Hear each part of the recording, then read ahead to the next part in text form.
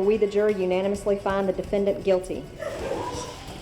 After a 16-day trial, the Irmo man accused of killing his wife and business associate is found guilty. Good evening. I'm Daryl Hood. Just before 8 p.m., Richland County jurors rendered their unanimous verdict on 2 counts of murder. Watch Fox News reporter Ivory Hecker was in the courtroom all day long. She joins us live in studio tonight with details. Ivory?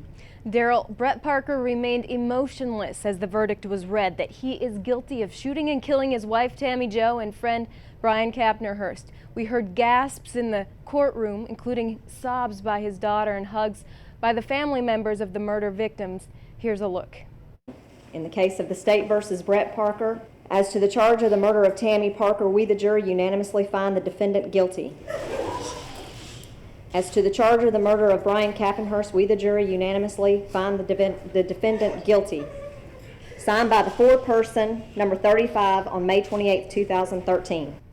Shortly after the verdict, the families of the victims spoke. Brian Kapnerhurst's family requesting that each murder be sentenced separately.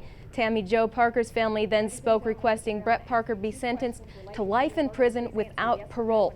The judge granted both of those wishes. Brett Parker was sentenced to 2 counts of life in prison without the possibility of parole. That coming after about 3 hours of jury deliberation this evening and more than 3 weeks of witness testimony and evidence presentation in Brett Parker's double murder trial. Daryl? Yes, certainly a long day for both families in this case. Thanks for the update, Ivory. And here's a look back at what led up to today's verdict. Shortly before 1 p.m. on April 13th, Richland County deputies got a 911 call from this home on Taqueria Court in Irmo's upscale Ascot Estates. According to an incident report, Brett Parker made that call and was waiting for deputies in his driveway when they arrived.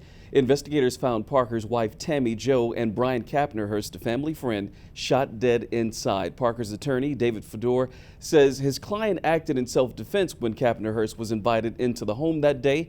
Parker's attorney says Kapnerhurst had a gun, which at some point he used to shoot Tammy Jo Parker, then told Brett Parker to go upstairs to a safe where there was another gun which Fedor says Brett used to shoot Kapnerhurst.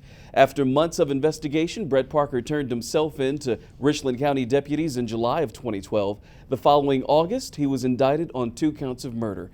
His trial began about 3 weeks ago this month, and today the jury announced the guilty verdicts on 2 counts of murder. Of course, to check out all of our coverage on the Brett Parker murder trial from the beginning until today's verdict, log on to our website, MidlandsConnect.com.